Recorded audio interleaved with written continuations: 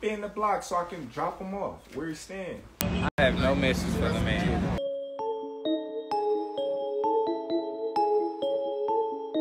What's going on, you guys? So Errol Spence Jr. Keith one-time Thurman. It's a fight that's happening, right? But the WBC has now made this fight a sanctioned fight for the PBC. Hit that like button for your boy. We on Bushido Boxing TV. This is where we gonna be. But the way that the WBC president, Mauricio Suleiman, just magically sanctioned this fight at 154 pounds. Now, if it was a sanctioned bout, Errol Spence should be facing Fundora, right? Because Fundora is the guy that's next in line for the WBC at 154 pounds. But for whatever reason, Mauricio Suleiman decided to pull some strings and still give Keith Thurman what they promised him. And let's be honest, a lot of people probably felt that Keith Thurman didn't even deserve to jump the line in the WBC rankings, considering that he's been criminally inactive. But yet and behold, WBC always tend to do things in favor of whatever the case may be, right? We've seen the franchise tags they start putting on certain fighters who requested it, or fighters that they felt that they wanted to. Fighters like Canelo Alvarez, right? Fighters like Canelo Alvarez, Vasily Lomachenko. They end up putting these franchise tags on these dudes. They manipulate the sanctions. They're manipulating boxing. And now they're manipulating the situation for Errol Spence Jr. and Keith one-time Thurman to fight. And I remember when Terence Crawford had asked the WBC to make him his mandatory to fight Errol Spence Jr. They said, nah. We doing business with PBC. And you go get this fight on their terms. That's basically, because I don't see no other reason why he wouldn't do it if he's doing stuff like this, right? How you going to make that a sanctioned fight at 154 pounds when Keith Thurman is supposed to be the mandatory 147? A lot of people still don't believe he deserves to even have that, but yet we learned to accept it. But this is why guys like Elemonte Stanionis is upset, because how did Keith Thurman jump the line when us fighters been out here fighting and we've been waiting for our shot? So Errol Spence runs up to 154 pounds. For what? Why not stay at 147 pounds? The whole thing stinks. The whole thing stinks. Is it Operation Stay Away from Crawford? Operation Freeze Out 2023. You have guys like Ugas coming out saying this, saying that, right? Ugas been quiet for months. He didn't say nothing. He said everything but let's fight Terence Crawford. Keith Thurman's been quiet for months. Didn't say nothing. Probably because he knew this was cooking up behind the scenes. Errol Spence was quiet for months until the Crawford Averesian fight got announced.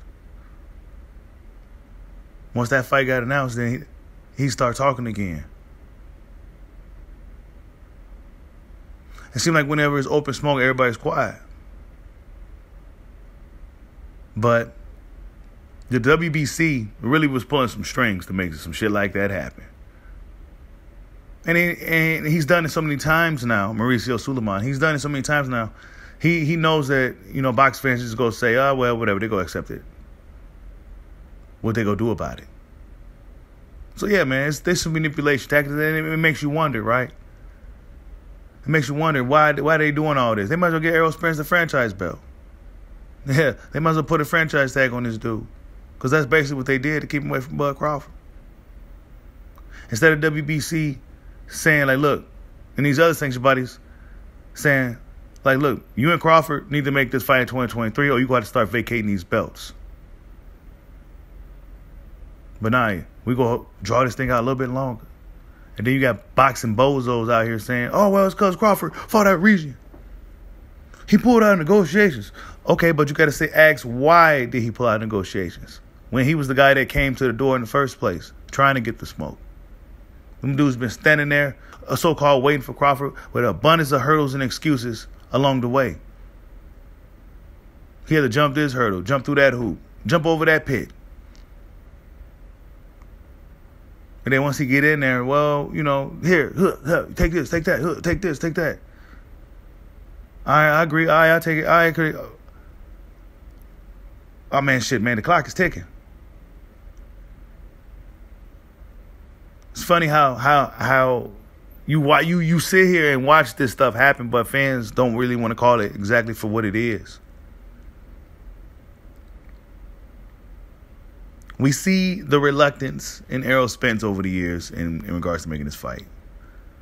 After that Sean Porter fight, he should have carried his ass right to that ring. Instead, he got up right before the fight was officially over. You know what I'm saying? He got up soon as he saw the towel get thrown in. He got up and left. He had no intentions on fighting Bud, bro. All that shit is for show. Somebody prove me otherwise. Somebody tell Spence to prove me otherwise. Tell the big fish to prove me otherwise. I told you guys the pressure is going to be on in 2023. This dude got up out of there. Danny Garcia fight, same thing. He didn't let Bud come over there. And now the WBC is stepping in and letting him have sanctioned fights just to justify the duck move. It was strap season, now it's cap season. Come on. Where you at, Errol? Hey, Errol. Hey, Errol. Now you got sanction bodies doing things for you. The WBA, I believe, also was on the take with it. Because Ugas was in quite a jam. Now we go talk about it. Hit that like button, too. But Ugas was in a jam. That they seemed like they was upset that he beat Manny Pacquiao. And they made him have 2 mandatories. Did they do that to keep him away from Crawford? Because he could have fought Crawford. Right? Ugas never said, hey, I beat him in the amateurs, I can beat him again. No. It's a different guy.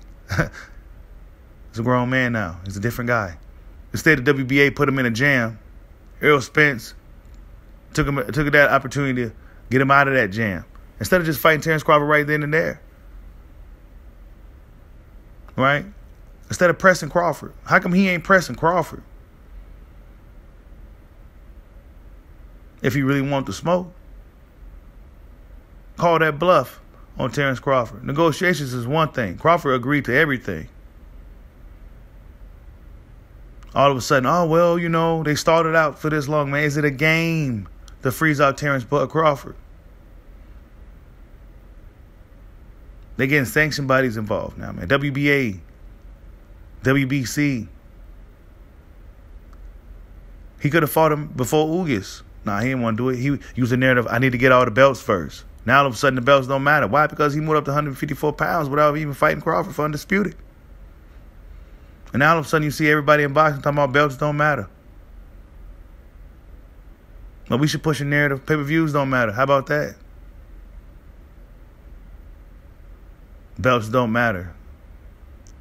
Yes, they do. See, fighters like to say that when there's a fighter that has them that they feel like they possibly can't beat. Oh, so now it don't matter now. When Devin Haney got the belts, it don't matter. It only matter to guys like Lomachenko. Nobody wants the WB no belt. Everybody's hopping out of shanks and bodies. Right? This is stuff that people are not talking about. This is stuff that's really happening in boxing. I'm not sitting here capping. This is what's happening. Dudes hopping out of sanctioned bodies. Nobody wants a WB no belt? Nah, I don't think they do. Nah, I don't think they do. But the WBC man, Mauricio Suleiman, he really likes to pull some strings. The whole thing, right? You just really think about it. And they made that a sanctioned fight when Fondora's the guy up at 154 pounds. There's guys at 154 pounds that's right there next in line. Guys that's been putting in work in the division. Then Errol Spence is one run away from Crawford to go up there to fight Keith Thurman in a sanctioned fight at 154 pounds. They're going to put a official stamping on it to make it look like it's a legitimate thing. Okay, so is Keith Thurman going to get a belt for 154 pounds if he beats Spence? Is Spence going to get a belt at 154 pounds if he beats Thurman? Right? Or is he going to lose that belt if that 147-pound belt at 154 pounds? I mean, what's going on here? If Keith Thurman beats Spence, will he get all the belts? Or will he just get a WBC belt? I mean, when Mauricio Suleiman, when the sanctioned bodies do this is what it causes confusion. And then he leaves himself open for criticism and a lot of questioning. Just like when he came up with this mythical franchise tag to protect certain guys. Yes, they was protecting those guys. They put a franchise tag on Loma to keep him away from, he didn't have to do this and he had to do that. This guy, Devin Haney, he has to do this and do that. He had to fight all the mandatories. Sanctioned bodies, man. And it seems like it only happens for certain guys. It don't happen for everybody now. Not everybody gets the favor of the sanctioned bodies behind them. Guys like Canelo Alvarez do. Guys like Lomachenko. Guys like Errol Spence. It seems like it just looks like they're doing whatever it takes to keep Errol Spence Jr. away from Terence Crawford. That's what it looks like. And then you got guys like Steven Espinoza, guys who really, really speak well, come out and say this and make things sound good in their favor to make it look like Crawford botched the fight. And, you got guys like Ugas, these guys come out with this damage control, this smear campaign type stuff. Ugas coming out saying stuff. Dude, he can't even really speak English, so how did he come up with that whole statement like that? Who told him to do that? I mean, he probably translated it or something, but I mean, what do he know about Crawford's negotiations?